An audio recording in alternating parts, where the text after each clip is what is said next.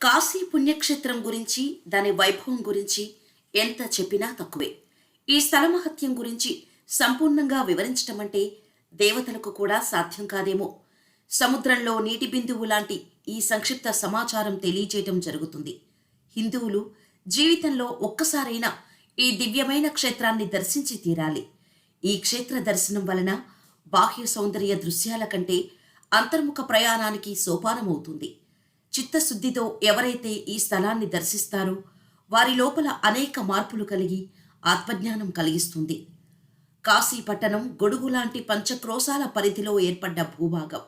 ఇది లింగం లాంటి పరమేశ్వర స్వరూపం కలిగి ధనుస్సాకారంలో ఉంటుంది. కాశీక్షేత్రం అనేది బ్రహ్మదేవుని సృష్టిలోనిది కాదు. విష్ణుమూర్తి హృదయం నుండి వెలువడి సృష్టి ఆరంభంలో శివుడు నిర్మించుకున్న ప్రత్యేక పుణ్యస్థలం. ప్రపంచానికి ఆధ్యాత్మిక రాజధాని, అతి ప్రాచీనమైన ప్రపంచ సాంస్కృతిక సుందర నగరం, స్వయంగా శివుడు నివాసముండే నగరం, ప్రళయకాలంలో మునగని అతి ప్రాచీన పట్టణం. శివుడు ప్రళయకాలంలో తన త్రిశూలంతో కాశీని పైకెత్తి కాపాడుతాడు. కాశీ భూమిపై ఉన్న సప్తమోక్ష ద్వారాలలో ఒకటి. కాశీ ద్వాదశ జ్యోతిర్లింగాలలోకెల్లా శ్రేష్టమైంది. 14 భువన భాండాలలో విశేషమైన స్థలం. కాశీలో గంగా స్నానం, బిందుమాధవ దర్శనం, అనంతరం మొదటి డిండి వినాయకుడు, విశ్వనాథుడు, విశాలాక్షి, కాలభైరవ దర్శనము ఇక్కడ అతి ముఖ్యం. ఎన్నో జన్మల పుణ్యం ఉంటే తప్ప క్షేత్రపాలకుడు భైరవుడు జీవిని కాశీలోనికి అనుమతించడు. కాశీలో మరణించిన వారికి యమ బాధ తప్పి పునర్జన్మ అంటూ ఉండదు. కాశీ ప్రవేశించిన జీవి యొక్క చిట్ట చిత్రగుప్తుని నుండి మాయమై కాలభైరవుని వద్దకు చేరుతుంది అని పెద్దలు చెబుతారు. డిండి గణపతి కాలభైరవుడు పరిశీలించి యమయాతన కంటే 32 రెట్లు అధిక శిక్షలు విధించి మరుజన్మ లేకుండా చేస్తాడు. కాబట్టి కాశీలో కాలభైరవ దర్శనం తర్వాత పూజారులు వీపుపై కొట్టి దర్శించిన వారు కాశీ దాటి వెళ్లిపోయినా పాపాలు అంటకుండా రక్షగా నల్లని కాశీదారం కడతారు. కాశీవాసం చేసేవారికి సమస్త యాగాలు తపస్సులు చేసిన పుణ్యంతో పాటు అన్ని చక్రాలు ఉత్తేజితమవుతాయి. కాశీలో మరణించిన ప్రతి జీవికి శివుడు దర్శనమిచ్చి వారి కుడి చెవిలో తారక మంత్రం పలికి మోక్షం ప్రసాదిస్తాడు. అందుకే కాశ్యాంతు మరణాన్ ముక్తి అని శాస్త్రవచనం. కాబట్టే చివరి దశ జీవితం చాలామంది కాశీలో గడుపుతారు. మరణించిన వారి అస్థికలు కాశీగంగలో కలిపితే గతించిన వారు మళ్లీ కాశీలో జన్మించి స్వయంగా విశ్వనాథునిచే ఉద్ధరింపబడతారు. గోముఖం నుండి బయలుదేరే గంగమ్మ విచిత్రంగా దారి మళ్లీ దక్షిణ దిశగా ప్రవహించి దన్ను సాకారపు కాశీ పట్టణాన్ని చుట్టి తిరిగి తన దారిలో ప్రవహిస్తోంది. ఎంత కరువు వచ్చినా గంగమ్మ కాశీ ఘాట్లను వదిలి దూరం జరగలేదు. శివుని కాశీలోని కొన్ని వింతలు. కాశీలో గద్దలు ఎగరవు, గోవులు పొడవవు, బల్లులు అరవవు, శవాలకు వాసన పట్టదు. కాశీలో మరణించిన ప్రతి జీవి కుడి చెవి పైకి లేచి ఉంటుంది. కాశీలో మందిరం చుట్టూ అనేక చిన్న చిన్న సంతులు గొంతులు కలిగి ఆ సంతులు అనేక వలయాకారంలో చుట్టినట్టు ఉండి ఒక పద్మవ్యూహంలాగా కొత్తవారికి జాడ దొరకకుండా ఉంటుంది. ఇక్కడ అనేక సుందరవనాలు, పూల చెట్ల మధ్య ఉన్న మందిరాన్ని విదేశీ దండయాత్రికుల దాడుల నుండి కాపాడుకోవడానికి ప్రజలంతా గుడి చుట్టూ పెద్ద పెద్ద బంగళాలు కట్టి శత్రు సైనికులకు దారి లేకుండా చేశారు. అనేక దేశాల నుండి పెద్ద పెద్ద శాస్త్రవేత్తలు వచ్చి కాశీలో అనేక పరిశోధనలు జరిపి ఆశ్చర్యపోయారు. అసలు ఈ కాస్మోస్ ఎక్కడి నుండి వస్తున్నాయి?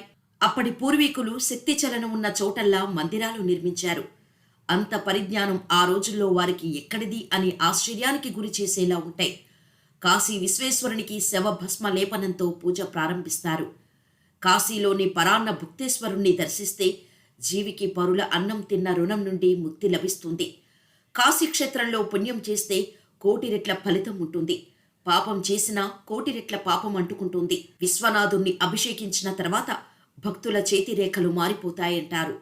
ఇక్కడ శక్తిపీఠం విశాలాక్షి అమ్మవారి జగమంతటికి అన్నం పెట్టే అన్నపూర్ణాదేవి నివాస స్థలం కాశీ. ప్రపంచంలోని అన్ని భాషలకు తల్లిగా అతి ప్రాచీన సంస్కృత పీఠం కాశీలోనే ఉంది. కాశీలో గంగమ్మ తీరాన 84 ఘాట్లు ఉన్నాయి. ఇందులో దేవతలు, ఋషులు, రాజులతో పాటు ఎందరో తమ తపశ్శక్తితో నిర్మించినవి ఎన్నో ఉన్నాయి. అందులో కొన్ని దకాశ్వమేధ ఘాట్. బ్రహ్మదేవుడు 10 సార్లు అశ్వమేధ యాగం చేసింది ఇక్కడే. రోజు సాయంకాలం సమయంలో విశేషమైన గంగా హారతి జరుగుతుంది. ఈ హారతి చూడటానికి 2 కళ్ళు సరిపోవు. ఎంతటి వారికైనా ఇక్కడ భక్తి పరవళ్లు తొక్కుతుంది. ప్రయాగ్ ఘాట్. ఇక్కడ భూగర్భంలో గంగతో యమున, సరస్వతులు కలుస్తాయి. సోమేశ్వర్ ఘాట్ చంద్రుని చేత నిర్మితమైనది. మీర్ ఘాట్ సతీదేవి కన్నుపడిన స్థలం. విశాలాక్షిదేవి శక్తిపీఠం. ఇక్కడే యముడు ప్రతిష్ఠించిన లింగం ఉంటుంది. నేపాలీ ఘాట్ పశుపతినాథ్ మందిరం బంగారు కలశంతో నేపాల్ రాజు కట్టాడు. మణికర్ణికా ఘాట్ ఇది కాశీలో మొట్టమొదటిది. దీనిని విష్ణుదేవుడు స్వయంగా సుదర్శన చక్రంతో తవ్వి నిర్మించాడు. ఇక్కడ సకల దేవతలు స్నానం చేస్తారు. ఇక్కడ గంగ నిర్మలంగా పారుతుంది. ఇక్కడ మధ్యాహ్నం సమయంలో ఎవరైనా సుచేల స్నానం చేస్తే వారికి జన్మ జన్మ పాపాలు తొలగిపోతాయి. జీవికి ఎంత పుణ్యం ప్రాప్తిస్తుందో చతుర్ముఖ బ్రహ్మదేవుడు కూడా వర్ణించలేడట. విశ్వేశ్వర్ ఘాట్ ఇప్పుడు సింధియా ఘాట్ అంటారు. అక్కడే అహల్యాబాయి తపస్సు చేసింది. ఇక్కడ స్నానం చేసే బిందు మాధవుణ్ణి దర్శిస్తారు. పంచగంగా ఘాట్ ఇక్కడే భూగర్భం నుండి గంగలు 5 నదులు కలుస్తాయి. గాయ్ ఘాట్ ఇక్కడ గోపూజ జరుగుతుంది. తులసి ఘాట్ తులసీదాస్ సాధన చేసి రామచరిత మానస్ లిఖించమని శివుని ఆదేశం పొందినది స్థలం. హనుమాన్ ఘాట్ ఇక్కడ జరిగే రామకథ వినటానికి హనుమంతుడు వస్తుంటాడు. ఇక్కడే సూర్యుడు తపస్సు చేసి అనేక శక్తులు పొందిన లోరార్క్ కుండం ఉన్నది. ఇక్కడే శ్రీ వల్లభాచార్యులు జన్మించారు. అస్సీ ఘాట్ పూర్వం దుర్గాదేవి సుంప నిసుంప అను రాక్షసులను చంపిన ఖడ్గాన్ని ఇక్కడ వేయడం వల్ల ఇక్కడ ఒక తీర్థంగా ఉద్భవించింది.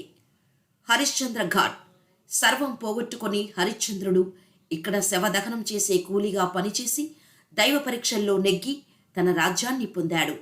ఈ రోజు వరకు కూడా ఇక్కడ ఎప్పుడూ శవాలను కాలుస్తూ ఉంటారు.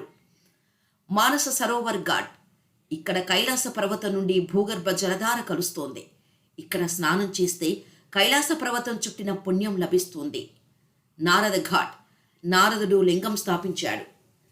చౌతత్సి ఘాట్ ఇక్కడే స్కంద పురాణం ప్రకారం 64 యోగినులు తపస్సు చేశారు. ఇది దత్తాత్రేయునికి ఇష్టమైన స్థలం. ఇక్కడ స్నానం చేస్తే పాపాలు తొలగి 64 యోగినుల శక్తులు ప్రాప్తిస్తాయి అంటారు. రాణామహల్ ఘాట్ ఇక్కడే పూర్వం బ్రహ్మదేవుడు సృష్టి కార్యంలో కలిగే విఘ్నాలను తొలగించమని వక్రతుండ వినాయకుణ్ణి తపస్సు చేసి ప్రసన్నం చేసుకున్నాడు. అహిల్యాబాయి ఘాట్ ఈమె కారణంగానే మనం ఈరోజు కాశీ విశ్వనాథుణ్ణి దర్శిస్తున్నాం. కాశీలోని గంగానది ప్రవాహంలో అనేక ఘాట్ల దగ్గర ఉద్భవించే తీర్థాలు కలిసి ఉంటాయి. పూర్వం కాశీలో దేవతలు, ఋషులు, రాజులు నిర్మించిన అనేక మందిరాలు, కట్టడాలు, వనాల మధ్య విశ్వనాథుని మందిరం ఎంతో వైభవోపేతంగా వెలుగొందింది. కానీ మహమ్మదీయుల దండయాత్ర కాశీని లక్ష్యంగా చేసుకొని దాడులు చేసి ధ్వంసం చేశారు. ఎంతో సుందరంగా ఉండే క్షేత్రాన్ని విధ్వంసం చేయగా మిగిలిన కాశీని ప్రస్తుతం మనం చూస్తున్న కాశీ. విశ్వనాథ, బిందు మాధవతో పాటు ఎన్నో అనేక మందిరాలను కూల్చివేసి అదే స్థలంలో మసీదులు నిర్మించారు. నేటికి విశ్వనాథ మందిరంలో నంది మసీదు వైపు గల కూల్చబడ్డ మందిరం వైపు చూస్తోంది. అక్కడే శివుడు త్రిశూలంతో త్రవ్విన జ్ఞానవాపి తీర్థం బావి ఉంటుంది. మందిరానికి పక్కన ఇండోర్ రాణి శ్రీ అహల్యాబాయి హోల్కర్ కట్టించారు. కాశీ స్మరణం మోక్షకారకం. కాశీ పుణ్యక్షేత్రం గురించి, ఇక్కడి మహత్యాల గురించి స్వయంగా అనుభవిస్తే తప్ప చెబితే అర్థమయ్యేది కాదు.